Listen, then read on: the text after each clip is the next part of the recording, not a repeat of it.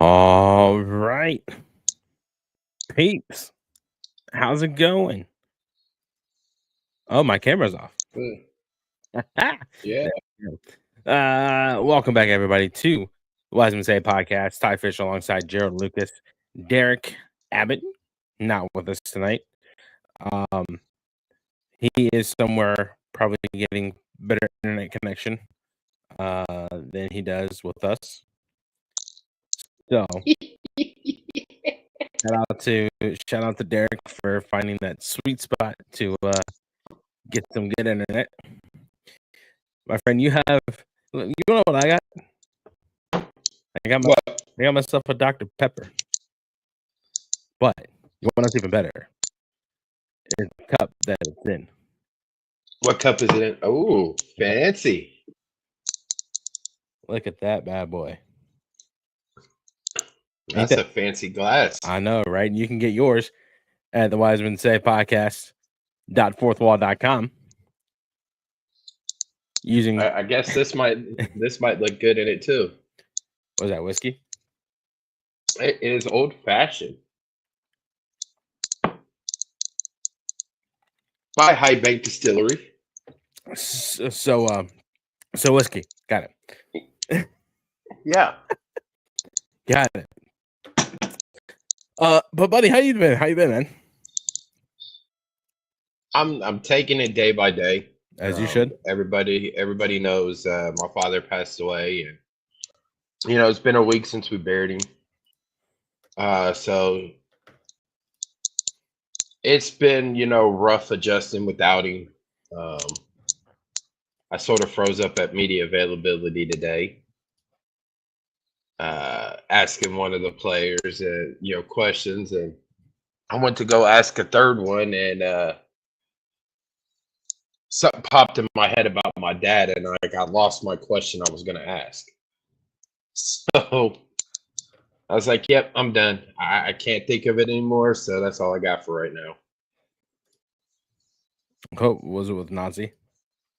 No. Mm. So Jason. Gotcha. So Gotcha. it's been really rough. Been there, but the good thing is that no matter what, right? He's always going to be with you for sure. I can say the Yep, same thing about my grandma. Yep, he's not in pain anymore, and and I'll say it, at the beginning of the show, you guys could go onto my Twitter page, and there is a flyer for a fundraiser to help raise money for my family, and also another deputy's family that lost his wife, I believe, or something along that line. She was the wife of a deputy. There's a fundraiser on August 23rd at Kingy's Pizza in Canal Winchester, 12 to 3. So if anybody wants to come out and hang out, donate, whatever, be appreciative. But nonetheless, you guys can find that flyer on my Twitter. Kicking off the show tonight, we got Toronto, not in town, but we're going to Toronto this weekend. I think the biggest thing is what are we expecting? We had the weekend off because game against New York City got postponed. But what are you expecting out of this game against Toronto on Saturday? Expecting a very aggressive Toronto team coming in. They went and got Jordy Mihalovic.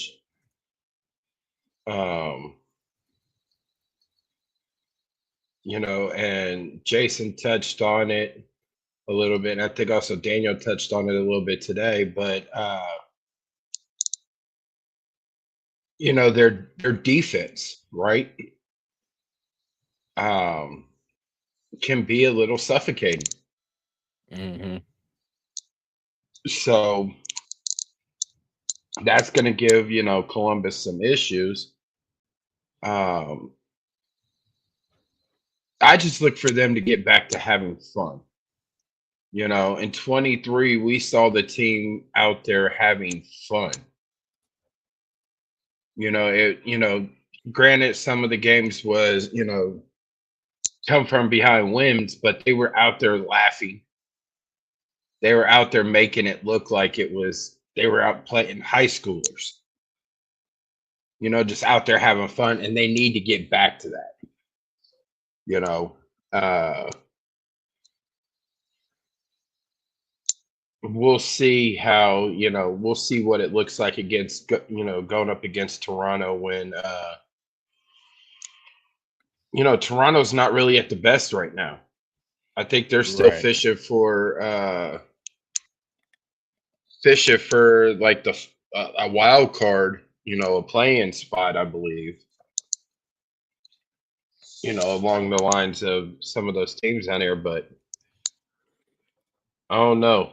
The Trillium Cup has always been a little tricky. Contest, the defense held Philly to only one this past week. So the defense is good, but they also have their very bad moments, which has been more than not this season. More than not this season for Toronto. Todd, how are you, buddy? Toronto was really solid defensively this past weekend against Philly. They don't give up too much space and really good at man marking. So I think the biggest thing now with Toronto and Columbus is how do we expect Nancy to line up? I mean, obviously we're going to play pretty much the same lineup, right?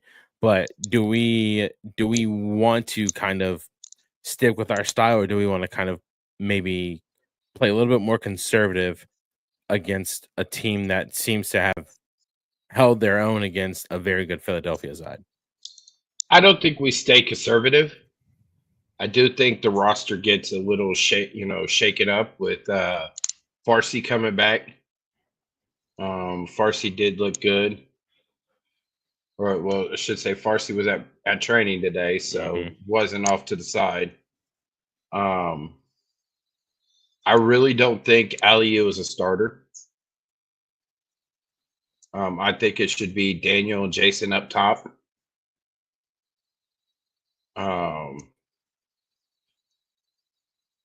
then Aliu come in for like a Mo, come in for Mo or Max.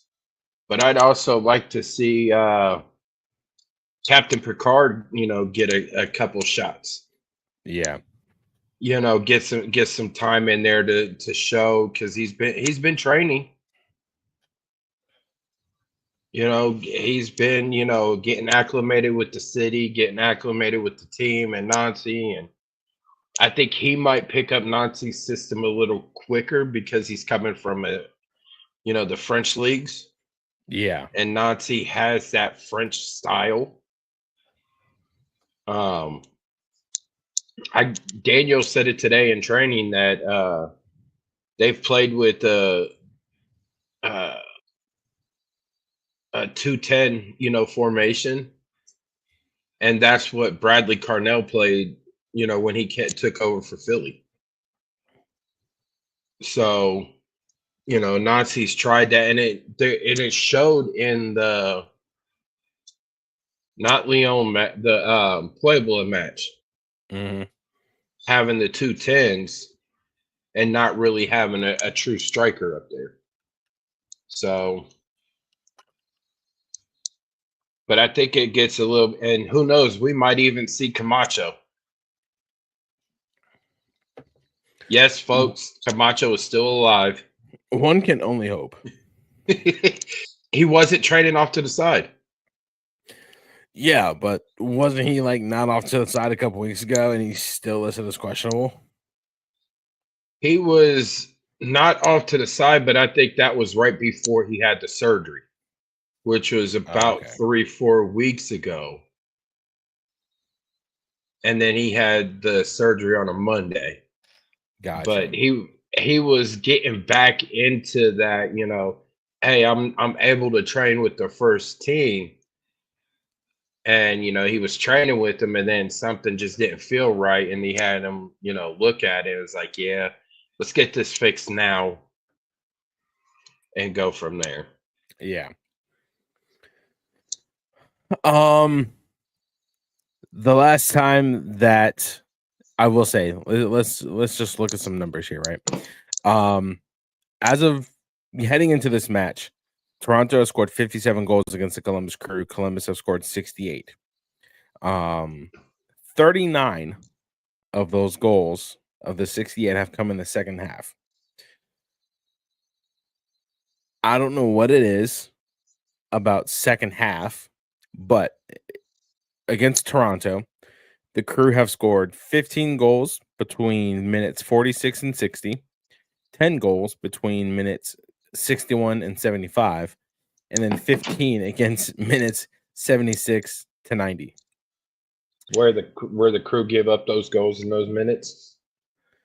Those are the goals that we have scored in those minutes. Now, for Toronto, this is where the question that I'm going to pose comes into play. You know how we're bad in the last 15 minutes of a game, right? Yep. So between minutes 46 and 60, Toronto has scored 12. Between 61 and 75, Toronto have scored 3. But the minutes 76 to 90, Toronto has scored 18 goals against the Columbus Crew in those 15 minutes. The question lies, why is it that we can be so good for the first 75 minutes, but then the last 15 minutes is when we just shut off? Complacency. There's no other thing. Crew, especially if the Crew have a lead, they get complacent. And you can see that. And they can have a 1-goal lead. Mm-hmm. Example, Toluca. Crew up 2-0? Yeah. And give up 2 goals back to back to the same player, I believe, or it was 2 different players. Mm-hmm. It's complacency. You see the score and it's like, okay, well, we're up 2, so we could sort of see, we could sort of take the foot off a little bit, right? Yeah. And then what happened? Boom, boom, boom. 2 goals, and here we go to PKs in the first, Leagues Cup match. So not to get sidetracked, but I just looked at our subscribers on YouTube, and it's at 96. Hey.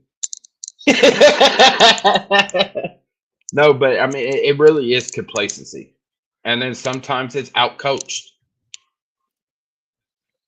As much as I don't like saying Nancy gets outcoached, Nancy gets outcoached. And what I mean by that is the opposing coach sees things and brings in subs. Yeah.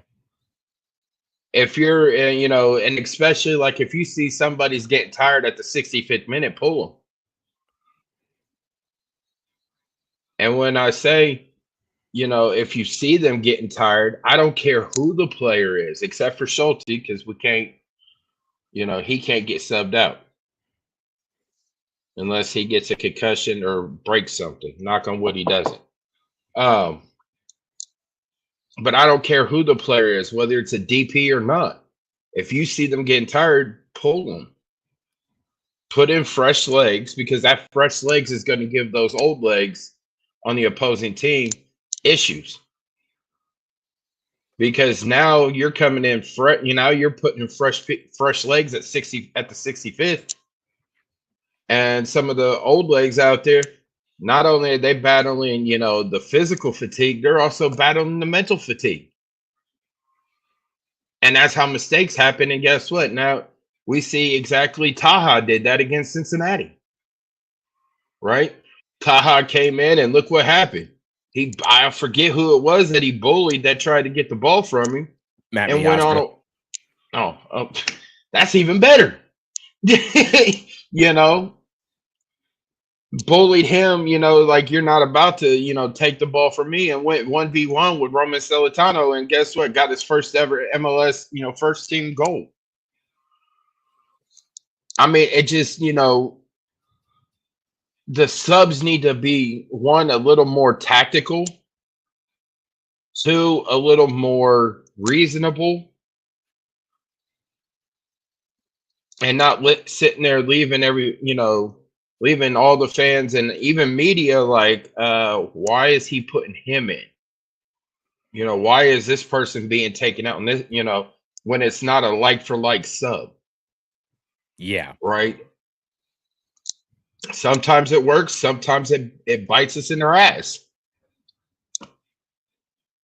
So I don't care. Like I said, I don't care who the DP is. It could be Diego. It could be Gazdog. It could be Ali. It could be Jason. It could be Max. It could be, Steven, Mo, whoever. Nagby comes off and, he understands the whole game. But it just seems like when Nagby comes off, that's when we lose all our shit.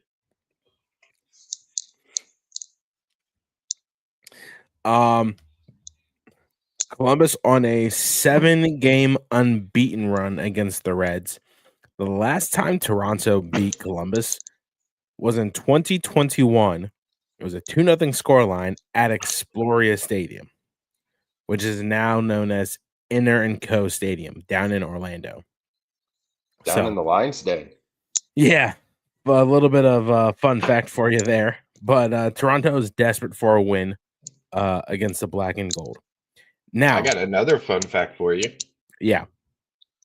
Chris Doran brought this up today. Nancy is 13-0-4 against all Canadian MLS teams. Against Toronto, he's like not. He's like I think it's like 9-0-3 in MLS play, right? Yes. Okay. Because I know that Montreal did lose a Canadian Championship semifinal game, 2021 under Nancy, yeah, and that was against Toronto. Yeah. But other than that, Nancy is 13-0-4 against all Canadian MLS teams and MLS play. So there's something for people to go ahead and, put that in their pipe and smoke it. Yeah, we have. last time out, 2-0 win for the Black and Gold. Cucho in the 51st minute, and then Andreas Herrera in the 70th minute. I'm looking forward to hopefully seeing more of Herrera this match. Columbus looking to improve to 4-3-2 against Eastern Conference teams across all competitions. On the road, they are playing in their Goosebumps kit. So they're looking to go 3-3-1.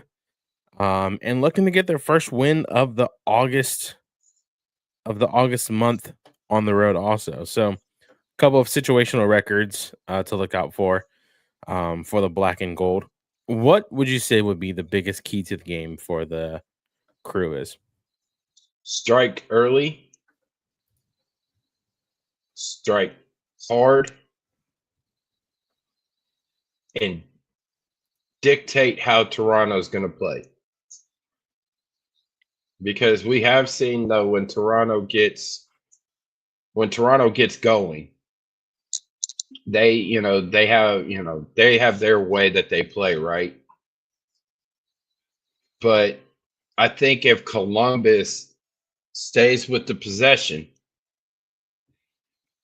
and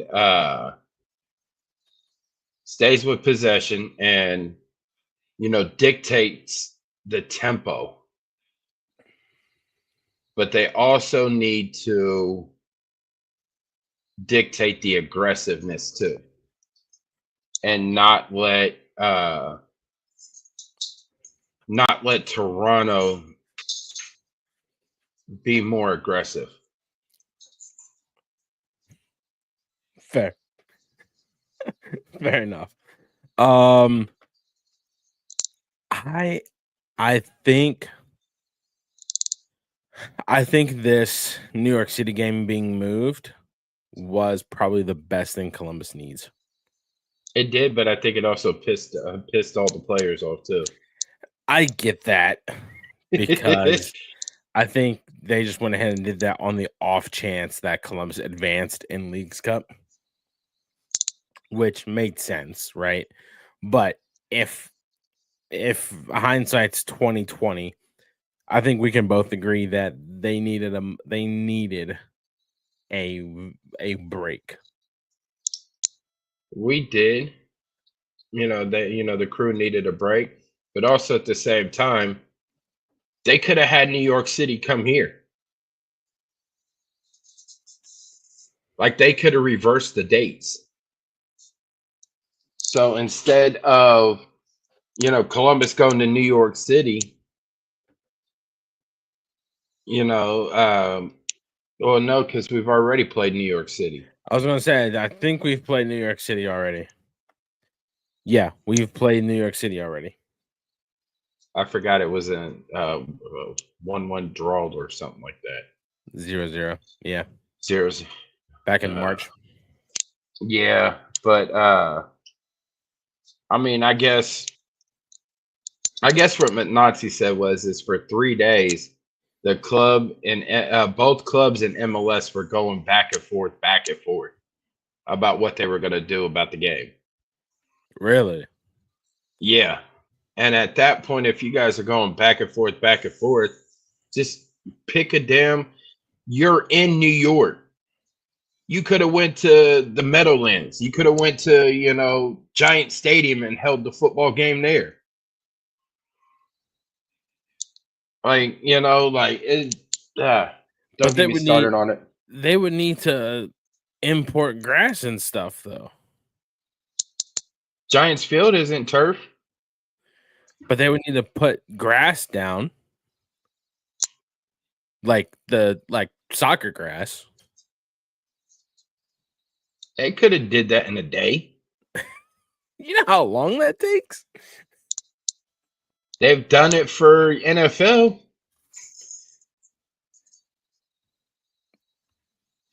I don't know. I feel like it takes a lot longer to put down grass for soccer on football fields than what like we would see on like social media and stuff like that. You know what I mean? That's just me though. They did it here at the Horseshoe for Manchester City and Chelsea. But that took a couple of days though. Not to put it down. Are you sure? Yeah. Put it down, paint it, get everything. They had it all a couple of days. They had it all down in like a day and a half. It took another day for them to paint. We're sitting here talking 3 days though, that they were going back at the league and both teams were going back and forth about the game. So where you could have said, okay, let's do it this way. Or simply just said, well, this year New York City is not going to get, a home match against Columbus and just played it here in Columbus again. I'd be fine with them playing back here. I wouldn't. That's just me though. I don't want to go sit. I don't want to go play in the house of Babe Ruth. Like they wouldn't have been playing in that. They wouldn't have been playing in Yankee Stadium. They would have been playing at Citi Field. Well, now they have to play in Yankee Stadium. Well, yeah. Well, now they do because the Yankees don't have. When is that game anyway? The 17th? September 17th on a Wednesday. It's on a Wednesday. Yeah. That's rough. I hate Wednesday games. No shit. They suck so much. I hate Wednesday games. They suck so much. Yeah. I think the Crew needed this break, honestly, and I'm They did. hoping that they go into Toronto refreshed, rejuvenated, excuse me, and come out victorious, obviously. Looking at the standings, why am I pulling up the thing? I have them right here. We currently sit tied for points with Orlando City after they put a beat down on Inter Miami. I loved it. Currently sit fifth, 44 points, 25 games played, 12, 5 and 8, win, loss, draw with a +5 goal differential. Toronto sitting in 12th, just 6 points off of 11th behind New England Revolution. 5, 13, and 7. They are also, I just remember this, they're also without Federico Bernardeschi and Lorenzo Insigne. So there goes where was it? There They goes also picked up Jordy. Yeah, well, Georgi Mihailovic is Georgi Mihailovic. I'm talking about Lorenzo Insigne, and I'm talking about where did it go? I just saw it. The silver braids. No, I'm talking about the top 2 assist makers for the club. Gotcha. Bernardeschi had 4, Lorenzo Insigne had 3. They're no longer with Toronto FC. Looks like Jordy's gonna have to try to make his own magic. Mihailovic is so good though. He was doing great with Colorado. He was. And I feel like that's one player that Columbus will need to look out for is Mihailovic. And Toronto also just picked up Miles something from Montreal. And then they also got rid of Matt Longstaff. Or They something. did? Not yeah. Oh, let me pull it up.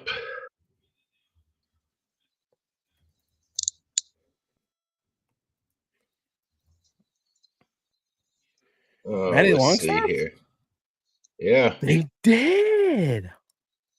Yep. From Montreal. Toronto picked up Jules Anthony Vilsaint from Montreal in exchange for midfielder Matty Longstaff. Wow, and Toronto that was also today. Yeah, 7 hours ago. I missed it. I was in the burning sun. And Toronto will also receive GAM too. Of course they will. Of course. You want to know what I don't like? The fact that is going to tuning at their own stadium is embarrassing. The fact that New England Revolution has been in the league for 20-something years and they still don't even have a soccer specific stadium. The fact that the Chicago Fire is getting a soccer specific stadium before the New England Revolution is absolutely mind boggling. New England came in with Columbus. Yeah. So and 30 years. Yeah. And they still don't have a soccer stadium. Nope. That's what's embarrassing. What was I going to say? Oh, you want to know what really grinds my gears is the fact that this trade can go down A-okay, and nobody thinks anything of it, right? But Miami can go get freaking. They could get Mbappe if they wanted to, and the league would be like, okay, but as soon as Columbus tries to get like Marcus Rashford, or Bruno Fernandes or Alexander Isak, it's like, whoa, wait, hold on. Like, just let us be great. Get rid of the salary cap, and we'll be fine. don't know how we got from Toronto to salary cap talk, but that's just me. Ohio Dominican soccer started their preseason today. Both men and women's had 2-a-days today. I was with the men's, obviously. RDP ranked the own player basically what Miami. Legit, honestly, yeah, literally. And how they got Atletico Madrid to pay his salary is absolutely crazy. They're also looking at the Cruz Azul. Yeah, and they just got rid of Federico Redondo, so a La Liga team for like $2.5 million.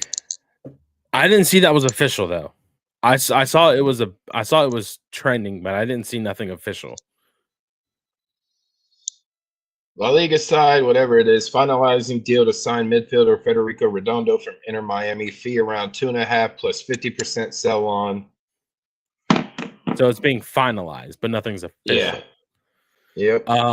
Yeah, and Drake Calendar to Charlotte FC. That was the shocker. The fact, hang on. The fact that he did not even know about it and that he wasn't even briefed upon it is what's shocking. And that, brings up the, before we talk about Ohio Dominican, what a lot of the rumors going around how Inter Miami does, you see a lot of these U.S. players getting transferred out of Inter Miami. The rumor, one I heard is that they don't respect American players, and that's why they're bringing in all these, Spanish speaker, players, or somebody that they can all communicate with. And yeah, I saw that. 7 mil. Yeah, and letting go for pretty much half of that. Yep, and not even half. But the fact that you see Robbie Taylor get traded, you see Leo Campana get traded. Now Calendar. And like you said, the fact that he didn't even know about the trade, right? He probably was sitting on the beach somewhere, after training and got told, got a phone call, hey, it's nice knowing you. You're off to Charlotte. Good luck on turf, buddy. But wondering what's going on with Charlotte to bring in another, keeper the caliber of Drake Calendar to go behind Christian Kalina, who's the top keeper right now in the league. So even though he's kind of having a stinker of a year. Yeah, he's having a stinker, but he's still top keeper. Oh yeah, no, 100%. And you bring, Jesus is it some Nepo babies? God damn. Is it something that Charlotte it might be moving on from Christian? But that's enough about them bastards. Yeah. Ohio Dominican started their preseason today. I was with the men. Good group of guys. A lot of new players in, a couple players left or transferred out or graduated. Nothing really too much to report on, I should say. No Conte? Nah, he graduated. Nothing really too much to report on. It was just day one. So more to come this week, I would say. And then we have our first. Oh, it's the logo. First preseason game next Tuesday at Ohio Wesleyan. Sounds like a 7:00 kick, possibly. So, well, yeah, nothing more to report on. More to come out of camp, probably this week. And then women also started their preseason. Today. So more on them as the season rolls on. But now we get into I would say do you guys play for King's Hammer? So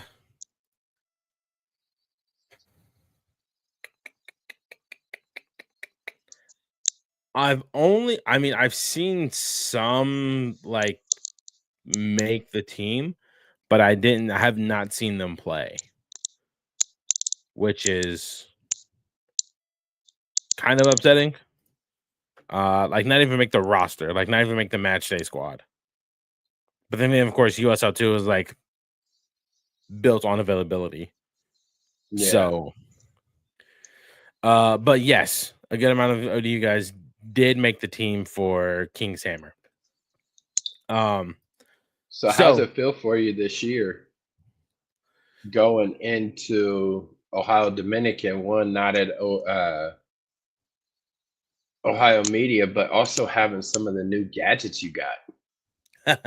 Dude, let me tell you. Holy nuts. I loved it. I loved everything about today. It was such a fun time. I loved waking up at 8:30, 8:15, whenever I woke up.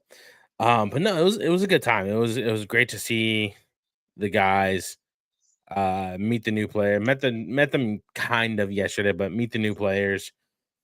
And just like, get after it again, right?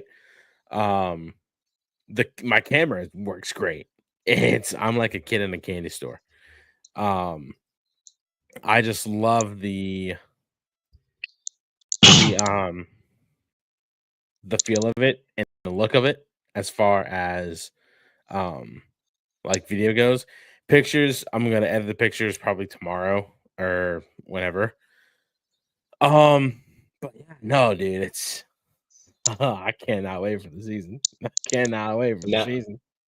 Now that you don't have OMS and you got that off your back, and now you can devote more towards work and also the Yeah. I mean, don't get me wrong. Ohio Media School was great, right? But I think the balance of that ODU and Top Golf, like I had to off one, and it just happened to be OMS. But I'll always cherish my time there. I do think that I made a lot of connections there. I was happy to, fortunately, be your instructor. So I mean, but no, it was a good time there. And the good thing is they supported me in my decision, which is always a good thing. So it was definitely one of those things where it's like I think now would be the best time for this move. And I've always thought about, I wanted to get back into doing my own thing. So and that's where my videography would come back into play for some freelance projects, stuff like that. Hey, you could come film the wedding. Hey man, let me know. I'm more than happy. I'm more than happy to. I'm more than happy to. Hey, because we got a photographer, but you can come film the wedding and make a video of it, and something that we can put on a disc or on a disc and a flash drive, and have it raw footage on and then the edited footage and everything. Yeah. So if you're available on October 12th. I have my calendar synced to. It's on a Sunday.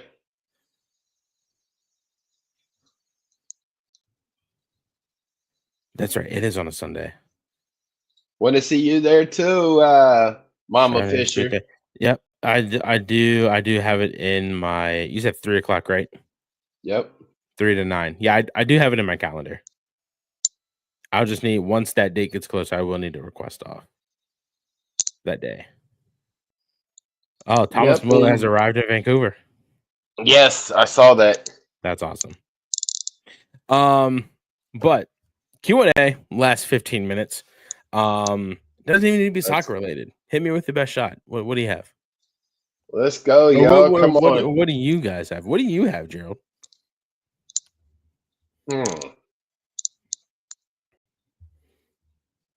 Are the Dolphins going to win it this year? No. Simple. Simple as that. No. Oh. Simple as that. No. No, they're not. So, on a seriouser question. Yeah. We got these stars now, you know, Messi opened up a door, right? Now we got some of these other big names coming into MLS right now, right? Hot take. I think Beckham opened the door first. That's Well, just Beckham did, but Beckham opened the door, but the door sort of closed. Yes. You know what I'm saying? Because Beckham was here, what, a decade ago? Oh, has it been that? I think so. Yeah. So no, you know, maybe a decade plus. So a decade plus, you know, since Beckham actually played in the league. So that door sort of, you know, went shut, and then, you know, it was like, oh, it's a retirement league, and, you know, things like that. But now you bring in Messi, and it started opening up the door, and more bigger names started to, you know, take a peek at MLS. Well, now you bring in Thomas Mueller, Marco Royce, Sonny. You know, what is that saying now about MLS that are catching some of these stars' eyes? I think here's where the answer gets tricky, right? Because on one hand, you can say that, oh, MLS is growing. MLS is soon to be one of the top 5 leagues in the world. However, what you can also say is the reason why it's getting popular is because stars like Messi, like Busquets, like Alba, like Suarez, Mueller, Son, Lloris, Giroud when he was still here, when he was in MLS. It's kind of reigniting that flame that MLS is a retirement league, right? That is kind of where that's kind of where we're kind of throwing shit at a wall and hoping that it sticks. Is that, oh, hey, MLS is going to be a top 5 league. Let's hope it sticks because we have more people, you know, noticing MLS because of these stars coming over. But then you have MLS fans, right, that look at it on one hand as we're getting numbers because stars are coming over, but how many years can they give to MLS? Let's take Thomas Mueller, for example. Thomas Mueller was with Bayern Munich for 20 plus years. I want to say 23 to 25 years. How many years can he give to Vancouver and MLS? Hypothetical. Sonny, 31 years old or 30, can't remember. Just came over from Tottenham Hotspur, where he went in as a teenager and left, or maybe a young adult. I can't remember when he joined Tottenham or how old he was, and left as an adult, right? How many years can we expect him to give to LAFC? And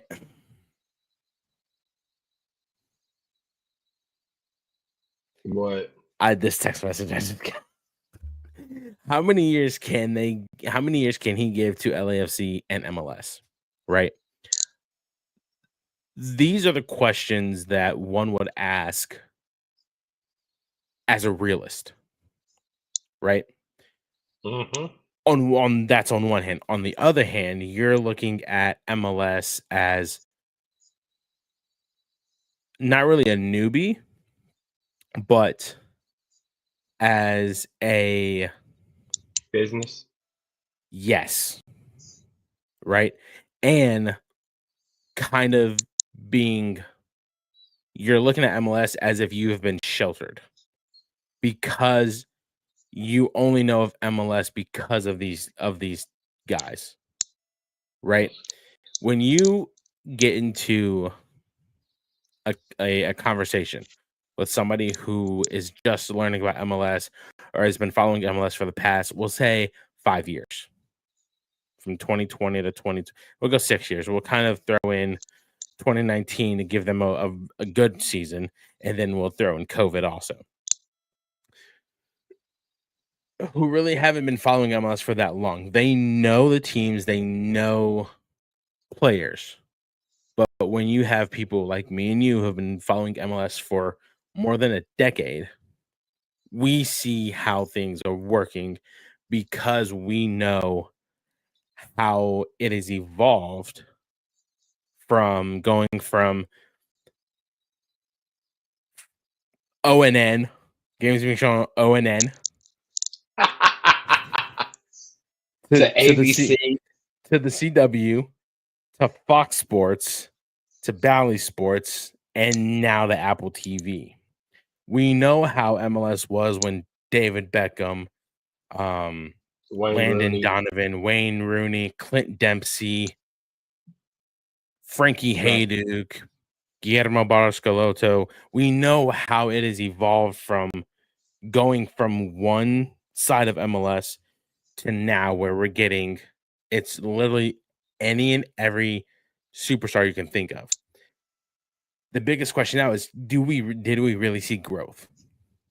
Or did we just see cha-ching cha-ching? We'll give Thomas Muller or anybody else a 2-year contract and then they can go on about their life. I think, to quote the infamous, word or words, business metrics, when you look at them, the metrics have risen because of the stars. It's like, okay, well, XYZ is now in MLS. So now it's like, okay, well, we see, uptake in jersey sales. We see uptake in, season ticket, sales. We see an uptake in, you know, Apple, MLS season pass Subscriptions, yeah. subscriptions, which I'll get onto that subject in a minute. But I think it's you're right. On one hand, it's like, okay, everybody still is starting to look at it as a retirement league again. But then when you throw the analytics and the business metrics into it, there is some growth, but it's not the growth that we as fans Want it to be.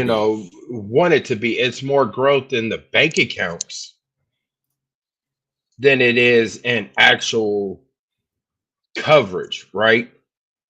Which leads me into my next question. Well, one of my next questions is, we all know, we MLS fans, we hear it all the time that some of these, stars on the teams, that they start getting buzzed for their national team, right? And then the national coach is like, well, you need to go play in Europe, right? How can we here as the US, right, get these stars to stay in the US, right? So they can play for the national team and stop them from going over to Europe. Yes, sometimes Europe can help advance careers, and we've seen it advance, bank accounts, some careers, for for U.S. players going over playing in Europe. But when you think, when you want to be taken serious, how can we stop MLS from losing those stars that go over to Europe and become an asteroid?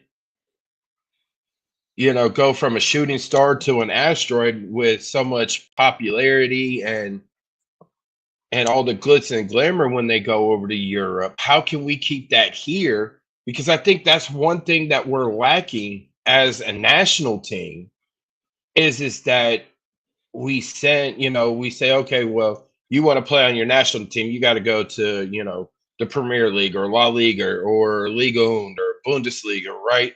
You have to go over there and play before you can play for the national team. So how can we as a league stop that from happening? I think it's not just the league. I think the better question is, how can the US as a federation stop that from happening? Because let's think about it, right? Aiden Morris came up through the Academy of the Columbus Crew, right? Same thing with Taha Habrun, right? Let's look at the bigger picture and say, let's kind of cut down the cost of academy and club programs to help benefit players to stay here. The academy program in Europe is 9 miles ahead of the United States, because the cost to play at an academy or a club level in Europe is extremely less than how much it would be for little Devin from Delaware, Ohio, to play for Delaware United, or little John from Westerville to play for Ohio Premier. You know what I mean? Mm-hmm. I think the federation in itself is what is forcing players to, when they get through club and get through academy, they start building that better picture of, oh, I can do this, I can play the sport I love over here and make money, as opposed to playing the sport I love and spending thousands and thousands of dollars just to play 9 games in the fall for 3 months. Right? Now, when we look at MLS itself as its own entity, I think the biggest thing, and Connor said it right at the beginning, is we need to get rid of the salary cap. Right? We need to get rid of the salary cap. The biggest thing that's holding us back is the salary cap. England, Spain, Germany, France, Italy, whatever league you think of, they're literally getting players for it could be like, I mean, hell, Manchester United's most expensive transfer was Paul Pogba for like $90 something million, right? When you get rid of the salary cap, that opens up a whole other world to talent, right? Let's look at the Crew, for example. If the salary cap was non-existent, Columbus is a small market. We can agree to that, correct? Yes. So what is there to say that there is not somebody who is flourishing over in Europe that we can get to come to Columbus and kind of make it a kind of build him as a star himself instead of staying over in Europe. Or let's say Aiden Morris doesn't go to Borough, right? And how can we kind of develop, not really develop, but how can we make him a star in himself in MLS? Yeah, money is a big thing because the more you get paid, I feel like the more time you're going to get on the field, the more opportunities you're going to get, the more likeness of making a World Cup squad because Pochettino took me to figure out who the USA coach was. Pochettino would focus more on, you know, the American players who play in America. You know what I mean?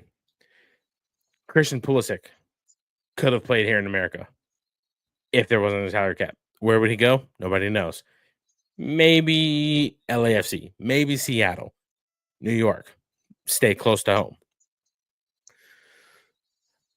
I think the salary cap is what the biggest thing is holding us back because we are only allowed, and I say we as I'm speaking for pretty much the league, except for Miami, are only allowed a certain amount and only allowed a certain number of spots, right? DP spots, international roster slots are only allowed a certain amount, and we have to make it work within a certain budget. Whereas, sorry, go ahead.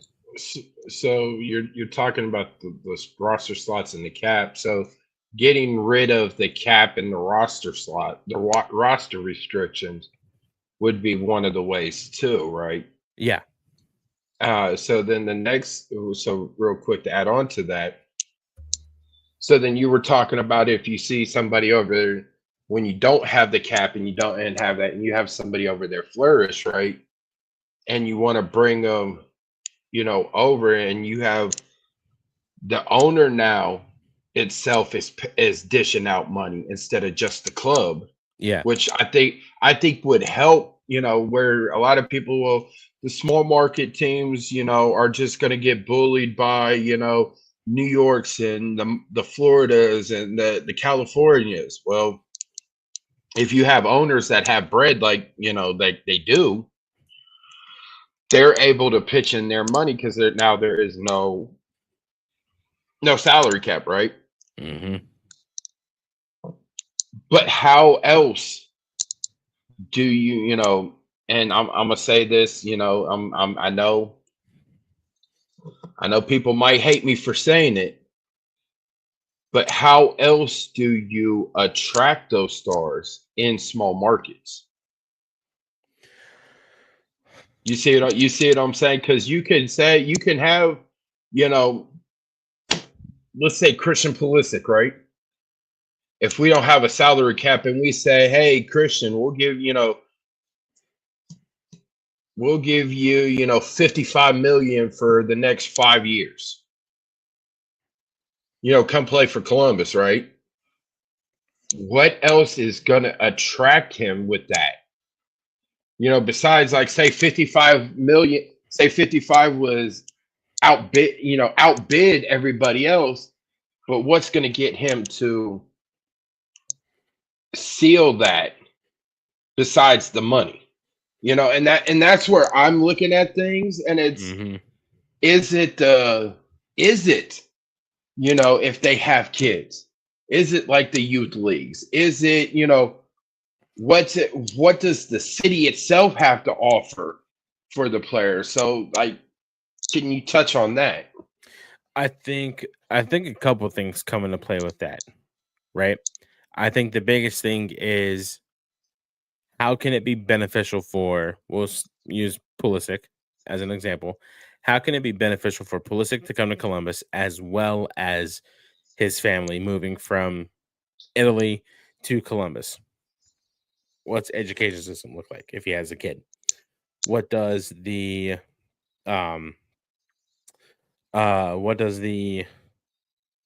academy program look like if he has a kid? What does the city in itself? Does he have to fear walking out on the street every day? I mean, maybe if you have a bunch of Pulisic crazy fans, maybe he might get mugged for pictures, but whatever. But what does the city in itself have to offer as far as safety and security, right? Another thing is, what does Columbus have to offer the crew? Let me say that the crew have to offer that could get him to sway away from Sporting Kansas City or Chicago or going back home to Philadelphia where he's from. Is it Hershey? Hershey, Pennsylvania, I think he's from. What is it that Columbus can do to sway him away from other small markets, right? It's all about the pitch, right? I question, what does a normal pitch from Issa Tall look like to players to get them to come to Columbus? What did the pitch look like to Abu Ali that got him to come to Columbus? I question myself. I question every time we make a signing that I would just love to sit down with you and thought, what does a normal pitch look like to you when you go to persuade players to play for the crew? I've always wondered that.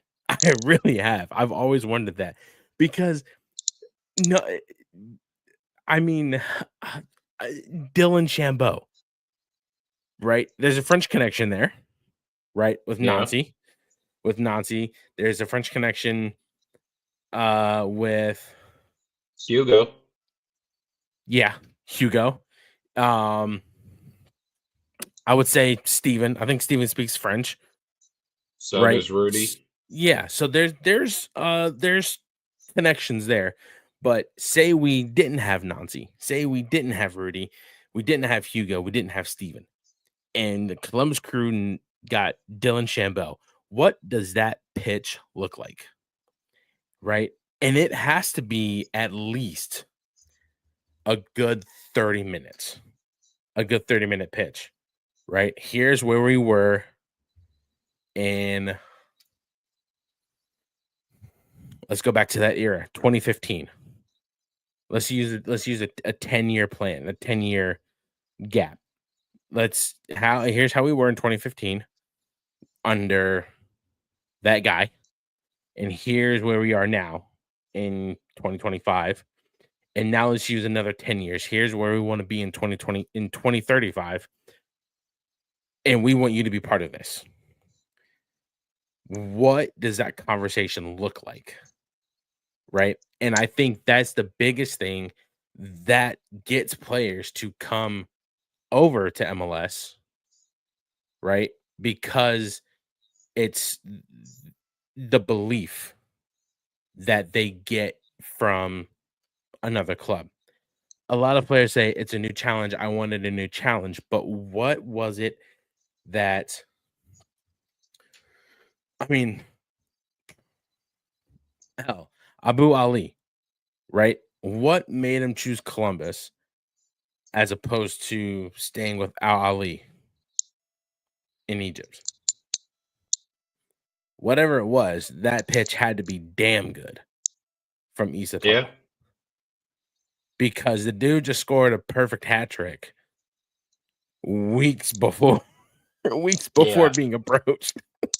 Well, we were trying to, I guess, from what the reports were, he was trying to be signed in the off season. Yeah, in January. But the club, didn't want, Oh my God. Name your number. I just think it was, his old club didn't want to balk on, negotiating terms and prices. And then here comes the Club World Cup. He scores the perfect header. And now it's like, oh, we see more dollar signs. Which is fair, quite honestly. It is, but I think it just, I think it's hard to in my eyes, it's hard for, like, I would love to have not have the salary cap, right? Yeah. Because then, GMs can, you can go out there and have a storage war type of battle between GMs, with unfiltered blank checks, right? Um, but for me, I think it's the history of the club that, you know, is what attracts some of those players, right? Because when you start talking, the original 9 teams, only two of them are no longer here. Yeah. But it's one, the fact that you have those original nine, and seven of them are still around, and they've flourished throughout 30 years, and have, what, Columbus has three cups. The Galaxy have what, six? Yep. DC has what, four?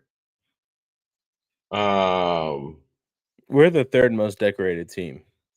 Yeah. And it's still crazy that the Metro Stars still don't have a cup. Revolution also. Yeah, Revolution too. I've been around 30 But years and they still haven't found glory. hell, Chicago came in the year after and got one. In their first One or year. two. Yeah. Colorado has, I think, one or two. Two, I think. Yeah. So I mean, just to see some of the history of the original nine, Yeah. I think that's another thing too. But to also touch on keeping some of the young talent, do you think that having Next Pro now, considering the era before 2022, when you would come up through the academy, you either went to USL or you went to Europe, right? After you got out of an academy, right? Yeah. Do you think Next Pro sort of is starting to possibly keep those, start working on keeping some of those, homegrowns here, giving them that extra step to the giving them an extra step up to, first team camera time, if that makes sense. I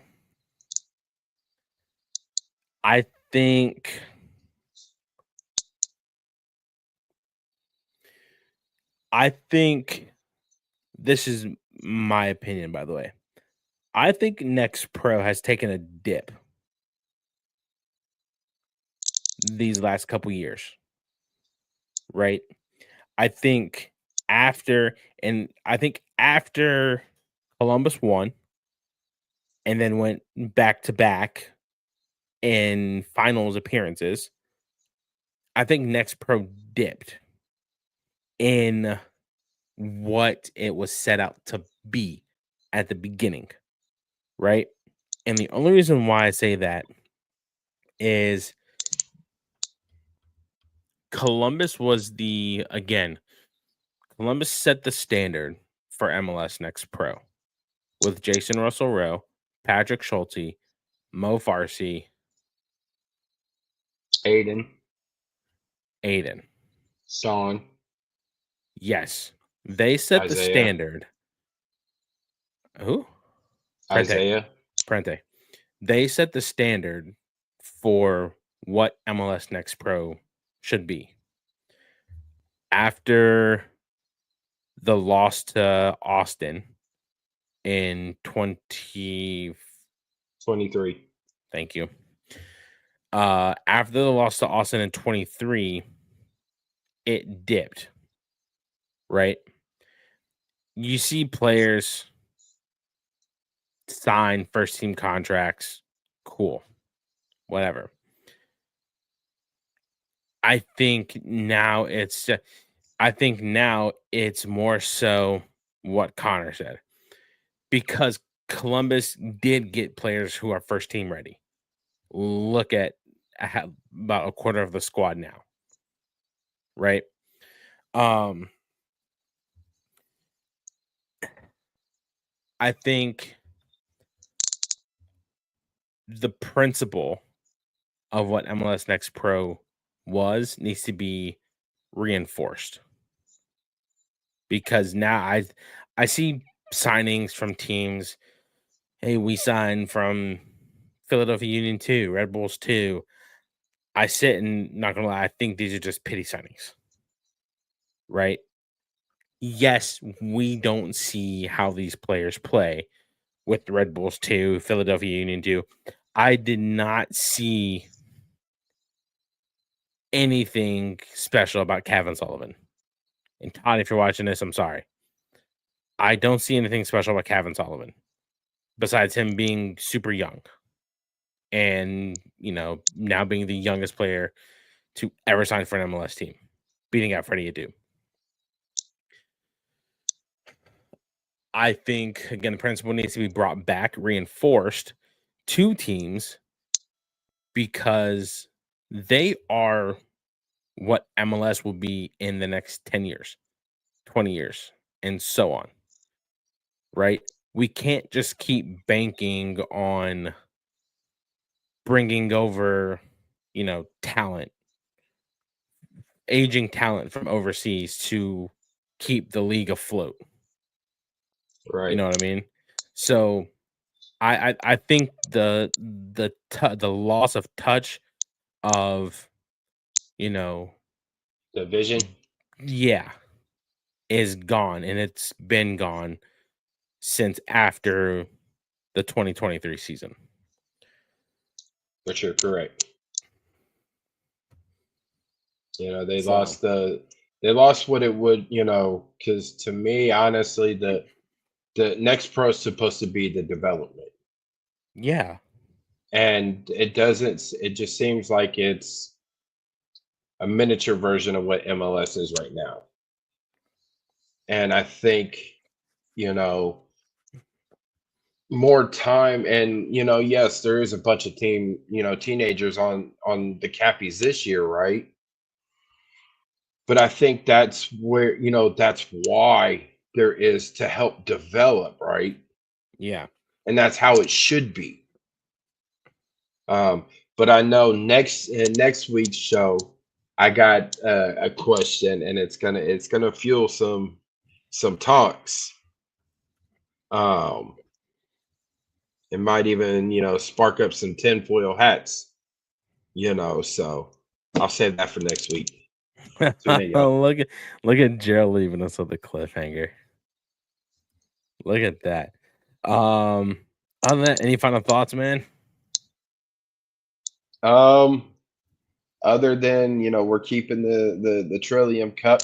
We need to find that damn trophy. I said it earlier. It's literally here in Columbus. We're on a 7-game unbeaten streak with it. Listen, I know, but we need the physical trophy. Yeah. So that way it could be so it could be like it could be like some of the trophies in college football, right? Like Ohio State and in Illinois, when they play, they have the Illabut. Yeah. It's a giant wooden turtle with the two teams initials and the score on the shell. Or like Paul Bunyan's axe, or I don't know what y'all do for the cocktail, the greatest cocktail in the world. What kind of trophy do y'all get, besides unlimited drinks and shit? Who? The Gators in Georgia. The world's greatest cocktail party. I don't even think there is a trophy on the line. I think it's just called the Florida Georgia game that's held in Jacksonville. Because it's called the greatest cocktail party ever. Oh, I mean, shit. Wasted. That's what we get. Yeah, but I mean, having those trophies, for like rivalry, and I think that's what something, Well, I'll touch on that one. That subject later. Fair enough. Shout out to y'all in the comments for making this show possible. We love you guys as always. If you have watched to the end on YouTube, and I'm gonna start posting on Goals TV, I promise. And Goals TV, we thank you all. If you have listened all the way to the end, I know it's just been busy. If you have listened all the way to the end on any podcast platform, once again, we thank you for that's wild. First of all, Connor. It's always just been called the Florida Georgia game. That's always just what it's been called. If you have listened all the way to the end on any podcast platform, we want to thank you also. Be sure to cop some Wisemen merch. I got this wonderful glass right here by clicking the link below. Or going to our bio on Twitter.